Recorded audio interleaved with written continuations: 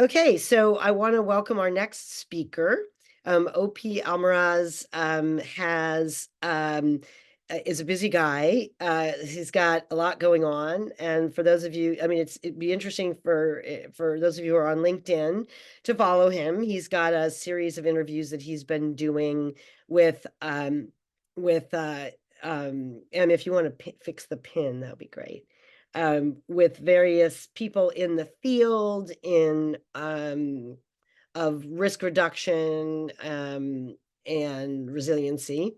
And he interviewed me and recently interviewed some of colleagues that I know. And OP, welcome and thanks for joining. Thank you. Thank you very much, Amy. I really do appreciate it.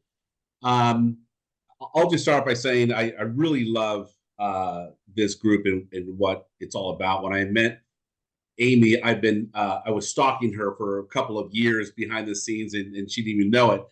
And I bought a book that she had, co-authored, and I'm like studying her, and I'm like, okay, I'm going to get you on the podcast. And so, for those of you that don't know, it's called the All Things Wildfire podcast, and we have interviewed some very interesting people, and from insurance brokers to insurance underwriters to people that are smarter than me with regards to wildfire prevention.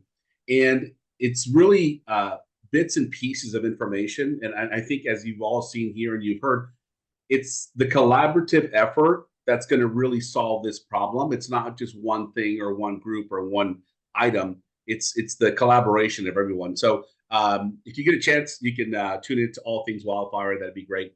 I'll start by saying that I'm the CEO of Allied Restoration. And so I've been in the business now. I just did the math today, 30 years this year. So I was very young when I got started. But I'm on the disaster restoration side. This is where I've been for many, many years. And so I'm the one who shows up after the fire. And I'm dealing with the homeowners and I'm dealing with recovery, and we're doing deodorization or sometimes rebuilding the entire property. But I was evacuated in 2020 from my own home. And that's when it hit me, is the next day when I came out of the hotel room and the elevator doors opened up, and I'm taking my two little Yorkies to go to the restroom. The lobby is jam-packed and it's chaos. Everyone is talking. No, you can't hear a word except people frantic. And I thought, okay, everyone is trying to figure out, did my home survive and will it survive? And at that point, I kind of flashed back to the insurance brokers that we deal with and family offices that we deal with. For a couple of years, they were asking me, "Hey, OP, do you do home hardening?" And I didn't even know what home hardening was. And I said, no, we don't do that. But once I got evacuated and I had this level of uncertainty, I thought, okay, there has to be things we can do so we can all feel more comfortable understanding that when we do get evacuated, we have a bigger level of confidence and understanding that we've done everything we possibly can to protect our home to the max capacity. And so that got me onto discovering what we can do. And so now I founded Allied Disaster Defense.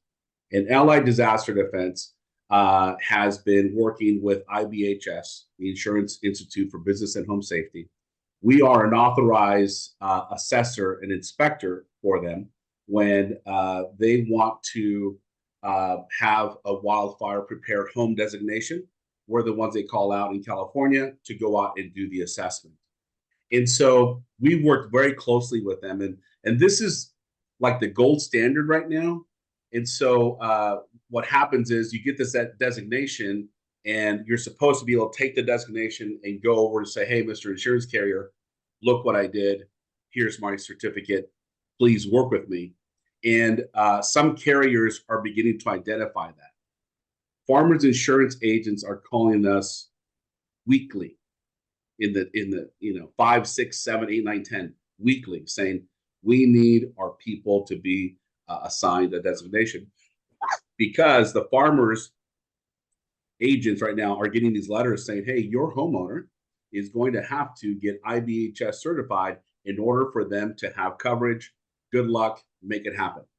By the way, here's the email and here's the website of where to go, and we're listed there.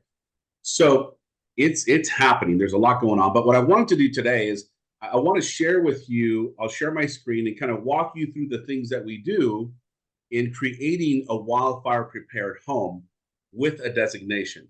And then I'm going to pass it off to my colleague, Mike Thayer, who, by the way, is formerly AIG executive, who works with us now. So if you have insurance questions, I mean, he'll do the best he can to answer them, but he will take you through the process of what an inspection looks like what are we actually looking for specifically and how that works out. So if you don't mind, Amy, I'm going to share my screen. No, that's great. Go right ahead. Okay.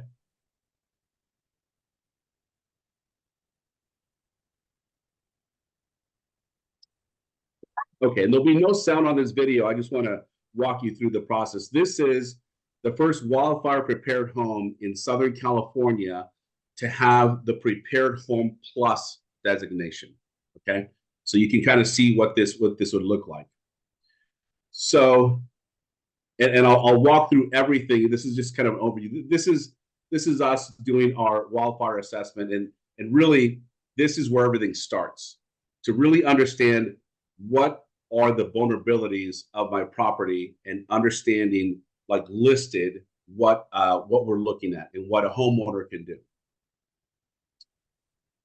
So this is a very modern standard roof, but here, and a lot of you have probably already seen this video from IBHS that shows this wind tunnel of embers just flying through this home that they made up, and you start to see the embers penetrate the vents.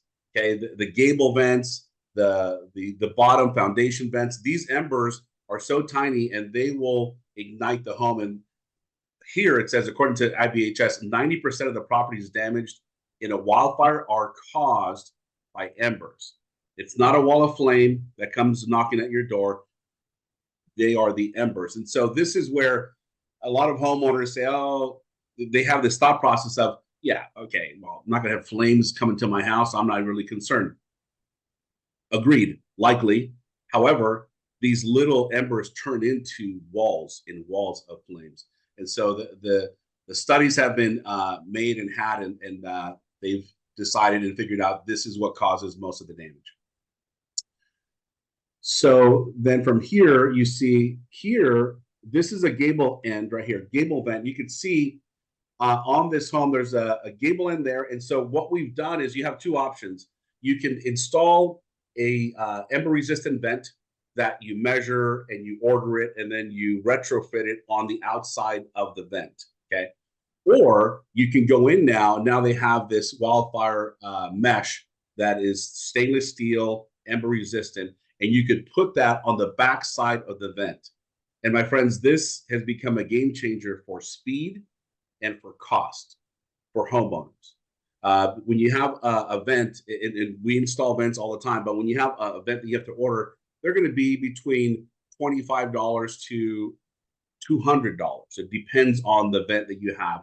If it's unique, it's going to be more money. If it's standard, it's going to be a standard price. But this mesh is a lot more cost effective, and it takes care of making sure that the embers do not enter.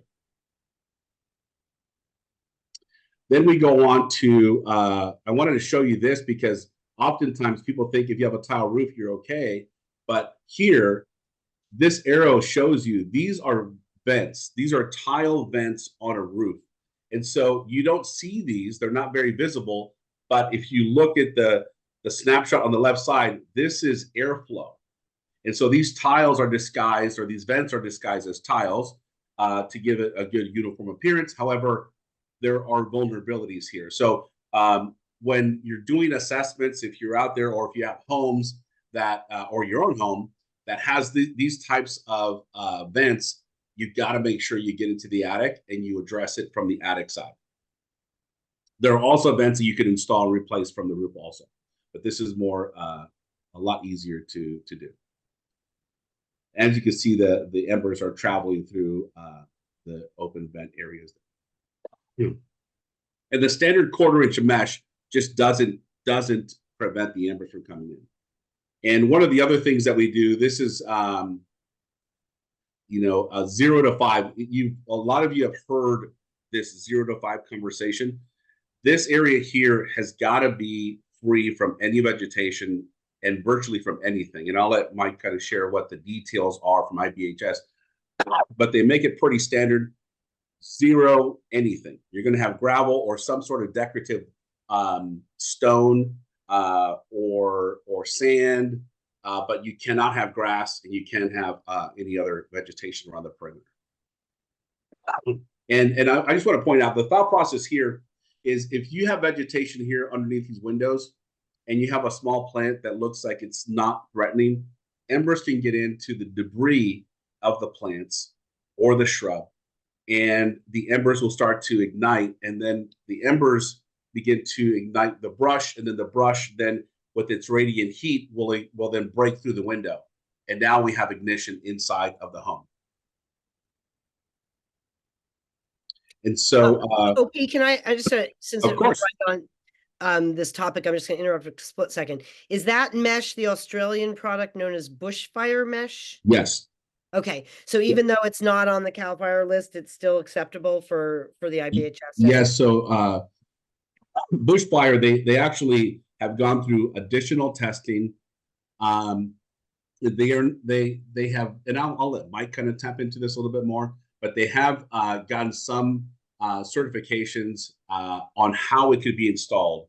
It meets the standard for, I think, a vertical installation, but not for a horizontal installation. So there are some details there, but the carriers are seeing this and saying, go for it. Fine. And then quite frankly, it works. Yeah. Okay. Yeah. So they've done quite a bit of work here in the last year to get this certified.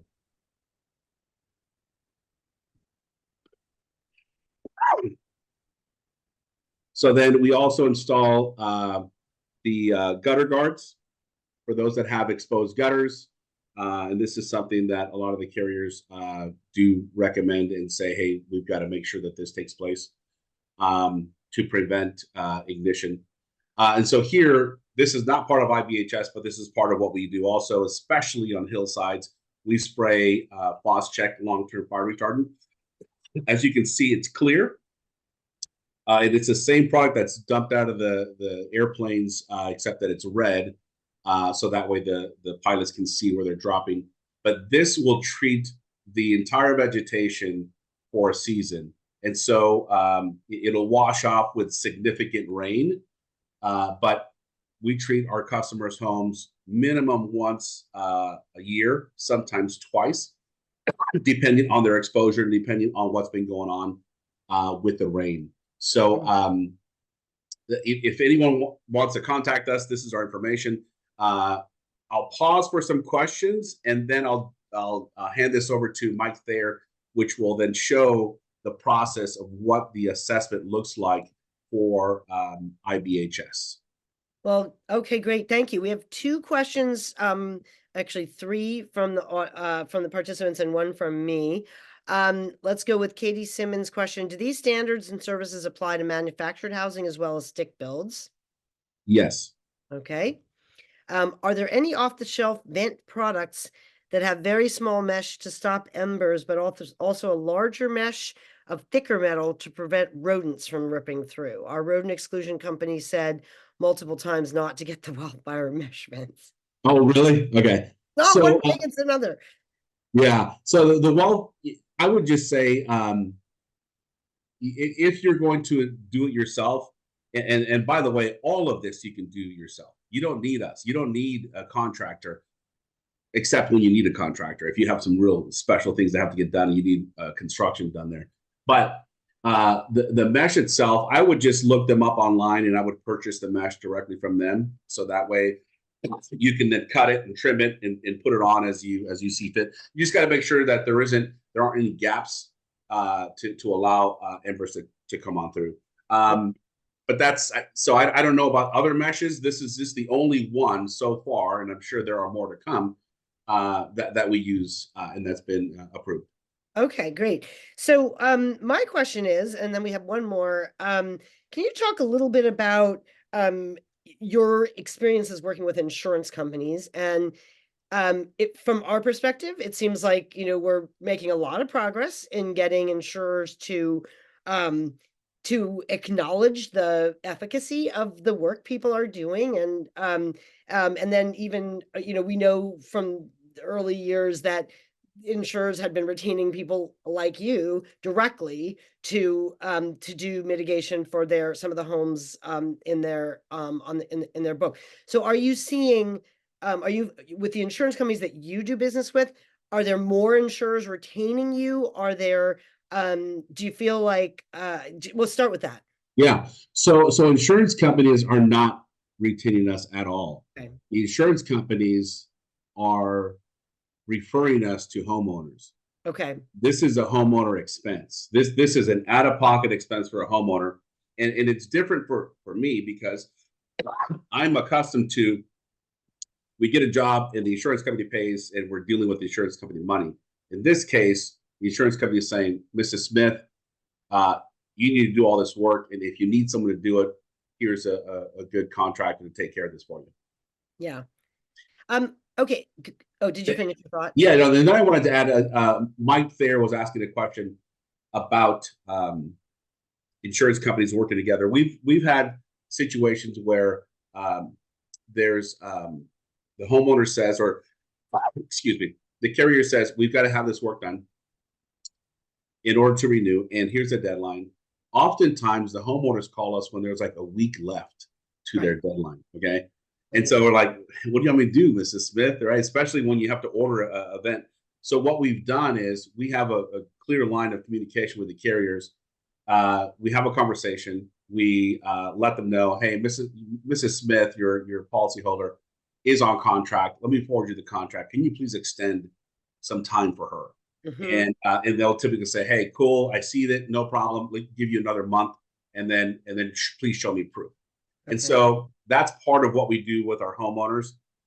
Another thing that was really significant is an insurance company had sent a letter to an insured and said, you need to install sprinklers around the entire perimeter of your home on the roof to spray the whole home.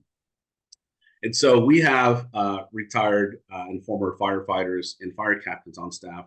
And when we went out to go inspect the job, it was very clear that these types of sprinklers were not going to be effective. The home was completely stucco. It was a hardened roof. There was not much these sprinklers will do. So we were able to write a report explaining why this wasn't necessary, but then Hmm. also saying this is what's necessary, and Hmm. it saved the homeowner $200,000. And so they accepted it and said, "Great, we understand it. We now understand the risk of this profile of this property. Proceed with ember-resistant vents," and that's what took place. So we work hand in hand with the homeowners, and then try to bridge the gap as much as we can with the insurance companies. Yeah. Well, I have a question that it came in through Kurt Kruger that and I want to kind of I'm gonna adjust it a little bit. So Kurt writes there's at least 5 different lists of home hardening practices, right? CAL FIRE, IBHS, FAIR Plan, etc. Is there an effort to standardize? Now, this working group worked really hard to try to get consensus among fire scientists and former fire chiefs, fire active firefighters, everybody in this ecosystem, to try to drill down to that list of what are the most important, most effective things. And we came up with our own list, and then shortly thereafter IBHS came out with their list, and shortly thereafter the Safer from Wildfires framework was unrolled. And so we have this chart with these 3 things. And we have had people say, well, shouldn't there be one? And I guess my personal feeling is like, we've made this much progress. It's okay to just know that everybody does kind of agree here. There's just a little bit of differences here and there. But what do you think? Do you think that there are too many? I mean, we even in the chat here, we've got somebody mentioning that CAL FIRE folks told him that they can't use bushfire mesh, and I mean, do you think that we should be putting energy into trying to get everybody on the one page here? I mean, I'm going to tell you, I don't, but do you? So, as a business owner, I can tell you some of the frustrations that I've been met with in launching this prevention team in the last 2.5 years is the amount of or the lack of cooperation among agencies. Yeah. And I really don't understand why we just can't get over ourselves and just unite and figure this out and put together, like you're saying, a standard. So Amy, I don't know how far that is, but it's not now. It's not. People aren't willing to do that just yet, and I don't understand why. But that's coming, and so I think right now it's if I'm a homeowner, I'm saying to myself, what do I need to do with my carrier, Yeah. right? And if that carrier, and if I accomplish that, great, and I'm willing to do it, great. Number one is, are you willing to make the investment? Number two is the aesthetics. A lot of people, that's a non-starter. Right. You know, when we talk about IBHS, they're like, nope, I'm not going to remove my Italian cypress. I need it for privacy. It's not going anywhere, and like it's a non-starter. And then you have, okay, you're back to square one. So if people are willing to make the investment and to understand what it's going to take and understand this is going to be a new normal coming our way, then the faster that they can jump on board and become more attractive to carriers. If the one carrier says no, well, guess what? You dressed up and you put on the lipstick, and now you can go out there and just flirt with all the insurance companies and see who's going to take you, right? So, but if we don't do our part, then we're going to be looking like the average person. So, Right. Right. we need to separate ourselves. I really get that. And my only feeling about what, let's just keep moving here. We're making some progress is that, firstly, the Department of Insurance standards that they put into place last year, which are very important, very helpful, and the regulations that insurers have to give a mitigation discount do allow for some flexibility. It can meet either this or that or that. And I think that's important because just of the way the world works, right? Is that having a couple different paths to get to the same place is going to increase people's ability. And again, the aesthetics issue is just a huge one, not to mention covenants, codes, and restrictions that are in place in some, areas like where Sandy and Sandra Wetzel Smith and you're up next on live, that actually say you can't, you have to have a wood fence, or certain things of with landscaping. And again, because these realities are constraints on people, property line and how much you can control around your home, I think having there be multiple standards is actually helpful. Sandy, did you have a question you want to ask? Yes, I do. Um, First of all, since I haven't gotten to meet the gentleman, my name is Sandy Wetzel Smith, and I live in Scripps Ranch, and my house and my entire neighborhood burned down in 2003, which is where I met Amy and everybody else. Um, and I was wondering, one of the pushbacks that I've been getting is on the zero zone, is there any possibility that there are succulents like a jade plant or something that would qualify? Because I find not only have people potentially invested thousands of dollars into existing landscaping, and they did it because that's their taste, but I don't have any option other than telling them, how about gravel or cement? I was wondering, because I'm also in the San Diego Cactus and Succulent Society, and we were looking at a selected number of things that appear to be, and I looked up the testing. It's not as far as I can tell, they haven't been tested rigidly enough, but it looks like they might be not only resistant but suppressant to these kinds of things. And I think it would make it so much easier for people to change a culture, because in my whole life I have found it's one thing to change your mind about something, but if you're going through and saying we're not going to have lawn anymore. I mean, in my HOA, if 20 years ago I had taken out my front lawn and put in succulents, they probably would have arrested me. And now it's the cool thing to do, but we also completely burned down our whole neighborhood and on a rebuild. But Well, I would love it if we found that there might be something, some half a dozen or whatever to choose from, succulent type plants that would be okay with fire people, and it would make it an awful lot easier on the culture level to get people to be willing to put in, because I just don't want to. Right. Yeah. If it was Right. something I could back up Before you into, I would answer, love it. yeah, before you answer, OP, I will say that in our roadmap to recovery curriculum that we bring to wildfire impacted Mhm. communities, I have a whole like slideshow about fire resistant plants, but I Mhm. don't know whether those the botanist's um wisdom has trickled down to the fire scientists. What do you think, Yeah. OP or So, Mike? so I'm gonna defer this question to be answered by Mike Thayer, but I can tell you, we have foresters on staff too, and so they have lists of approved wildfire friendly plants. Succulents for sure are some of them, uh, and so this is where all the lists and the approvals start to fall into place where they're so different. HOAs say yes. The Cal Fire says X, but then IBHS says 0. But there's some differentiators there. Mike, any thoughts on that? Yeah, I mean, as a former firefighter, succulents are fine with me. From IBHS standard, they don't believe so. And I believe the intersection there is, even if it's a succulent or wildfire resistant vegetation, it comes down to maintaining that vegetation as well. So IBHS looks at kind of the extreme. If it's not maintained, it could still be an issue.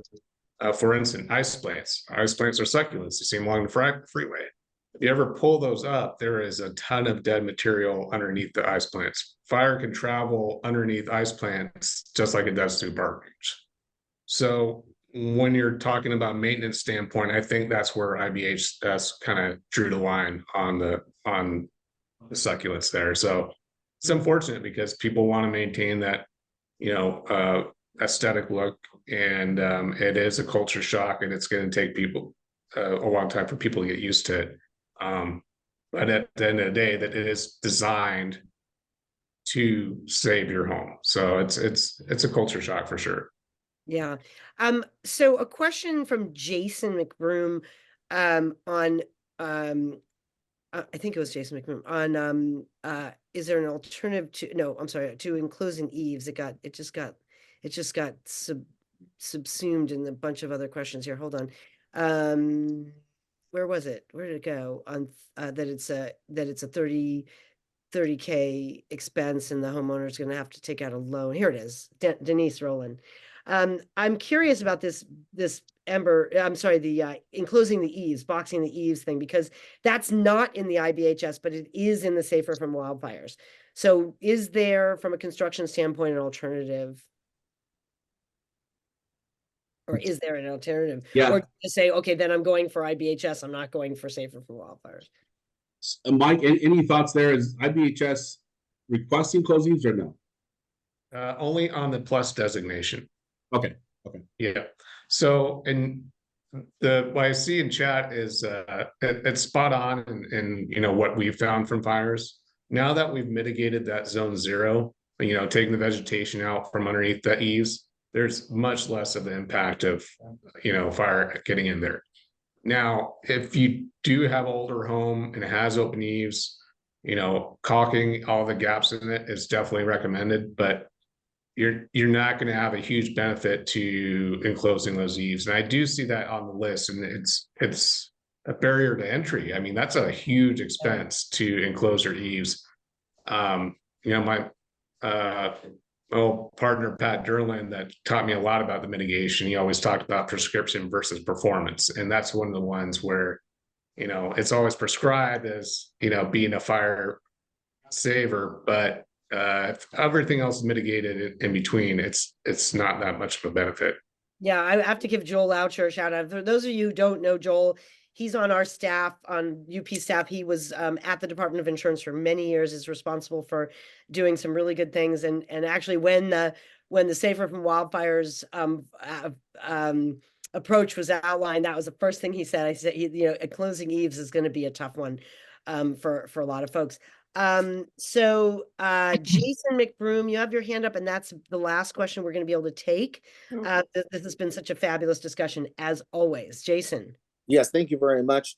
The Luca Carmenegini from University of California Agricultural and Natural Resources shared with the San Diego chapter of Fire Safe Councils the scientific proof to show if a homeowner has two alternatives, boxing and enclosing the eaves is option one at $37 per square foot on a two-story home that's not considered quote unquote low cost retrofits.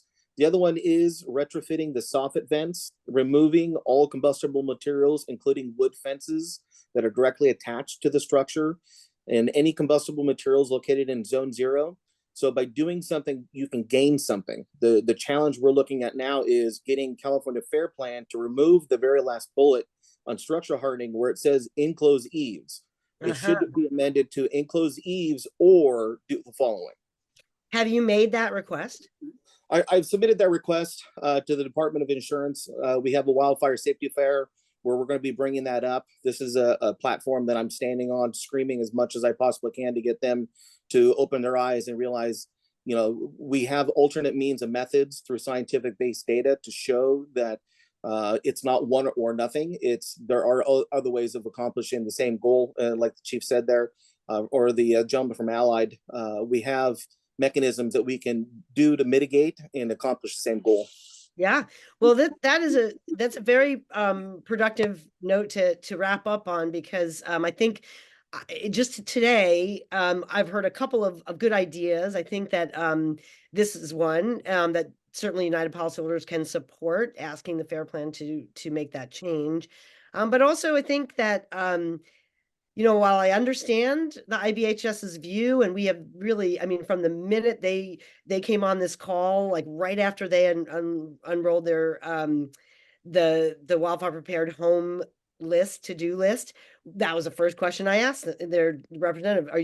Can there be any flexibility with plants in the 0 to 5? And they have maintained that position, but I feel like maybe there's some more lobbying that could be done there.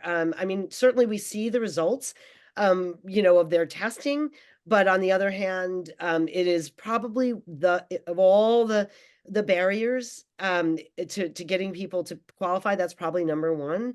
And so I really appreciate, Sandra, I appreciate, the work you're doing and trying to be creative, because we know that the green reality is just huge. So I want to really, again, thank our guest speakers, Brittany, the two Brittany's, OP and Mike, and everybody who showed up today, and all those who've been sharing little bits of information in the chat. And I'm just so grateful to be able to be keeping this relatively informal but really productive meeting series going. Last week I went up to an event that the Rural County Representatives of California hosted in Sacramento, and they're one of our partners. They are helping us with our survey, with our getting our survey link out there, so we can keep our finger on the pulse of